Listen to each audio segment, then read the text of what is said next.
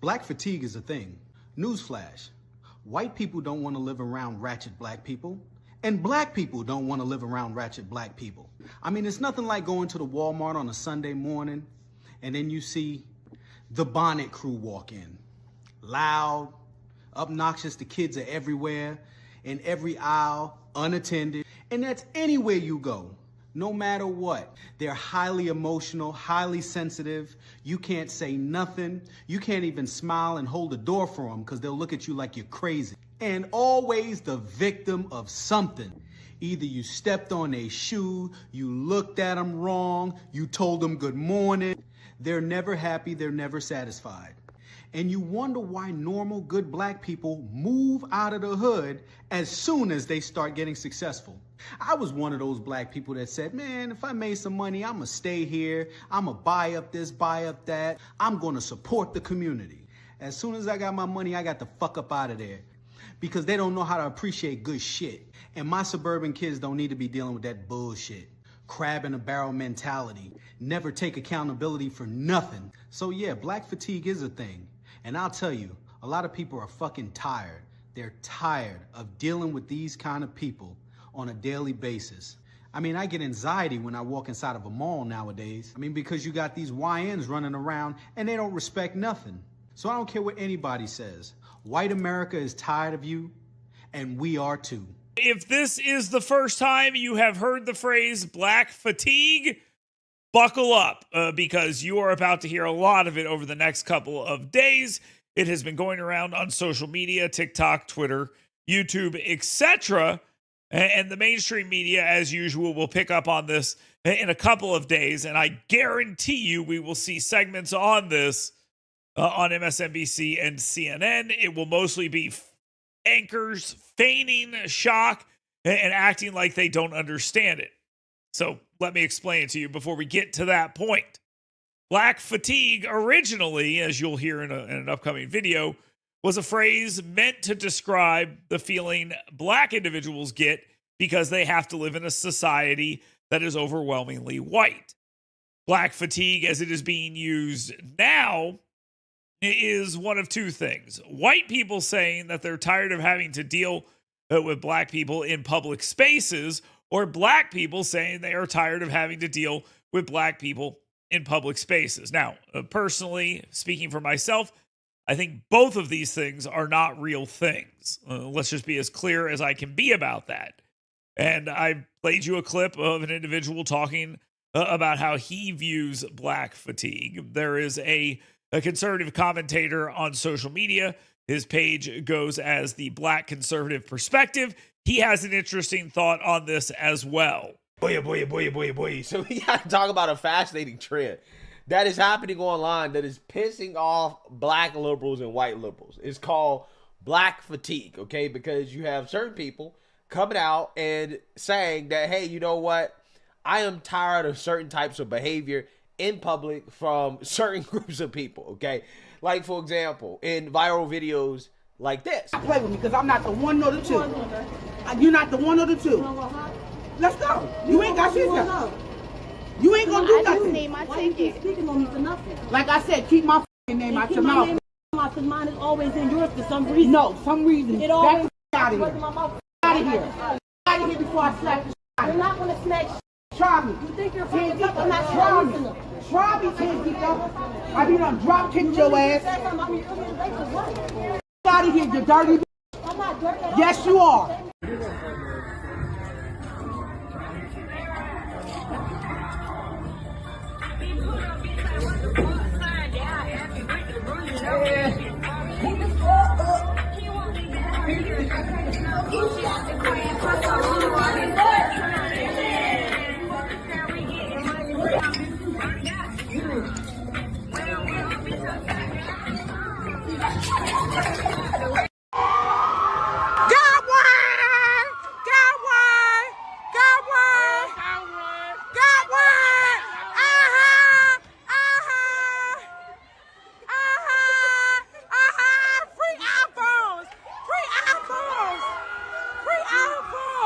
Yeah, so people are sick and tired of seeing that type of behavior from a certain demographic, right? And I think what people are actually really tired of the most is seeing that type of behavior and then never taking any type of personal accountability or responsibility for it. Just blaming the white man and saying, well, it's the white man's fault, right? It's racism. It is all these other people's fault that this type of behavior routinely occurs in public spaces by a certain demographic.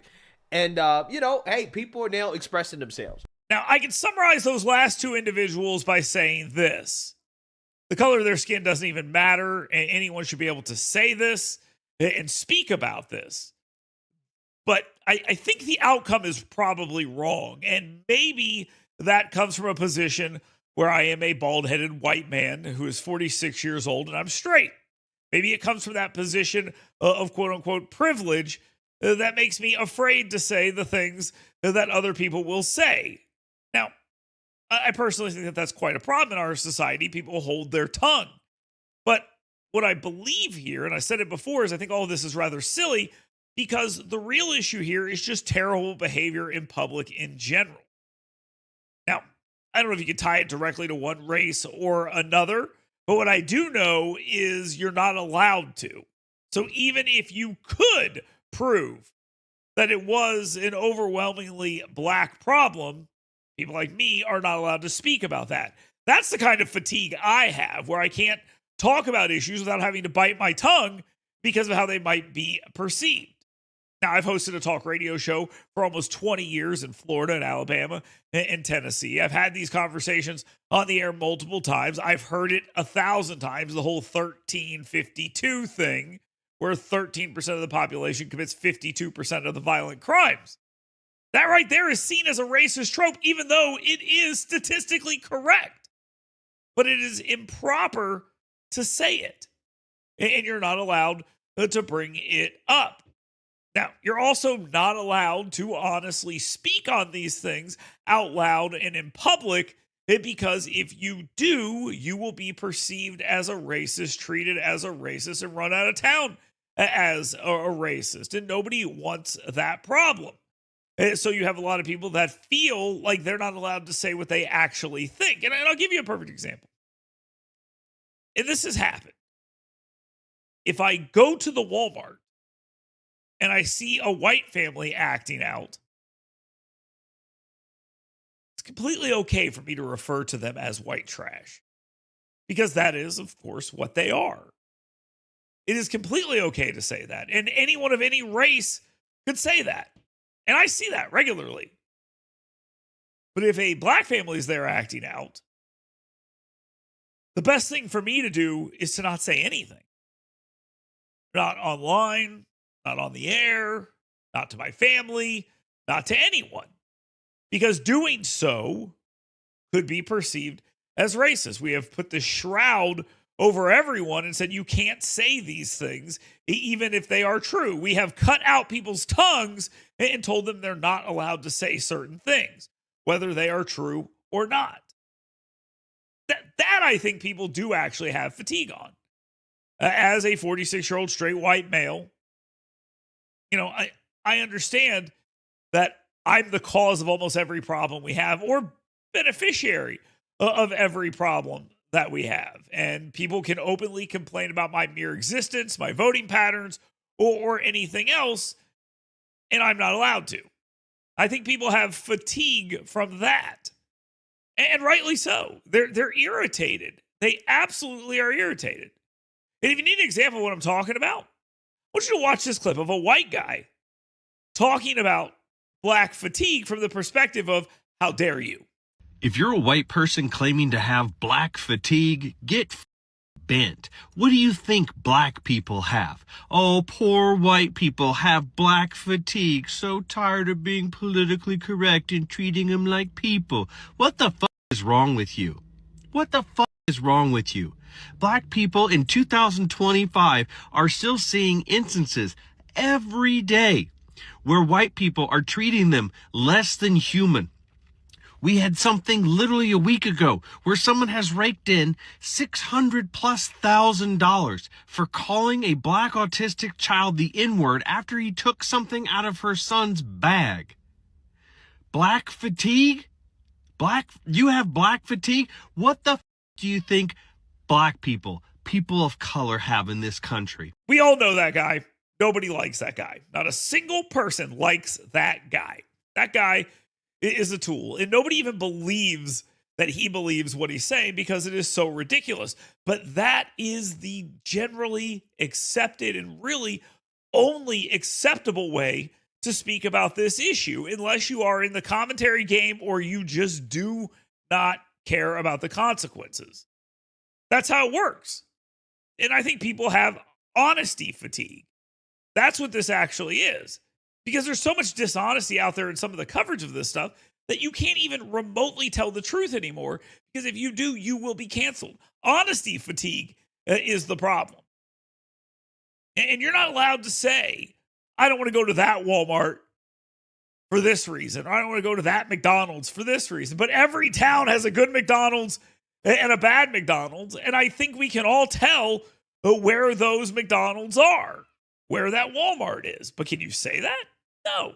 Honesty fatigue is bad. And I've made this joke on my air multiple times, that there are times when I've lived in a situation where I'll drive by one McDonald's to get to another. That's the truth. Same thing with Walmarts. It's the honest to God truth. But there's honesty fatigue. And it's more about dishonesty than anything else. But people are tired of not being able to be honest about things and tell the absolute truth because they know what's going to happen. We've all heard the phrase, but we can't talk about that. And that's literally what this is. Because clowns like the last guy played exist. And so does this woman, to tell you all about the history of black fatigue.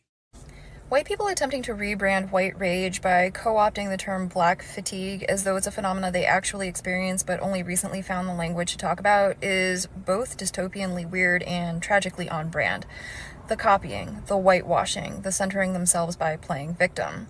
But what's ironically telling about it is that the concept of racial battle fatigue is not new. It's been around for decades, and the term black fatigue has been used by black people for quite a while.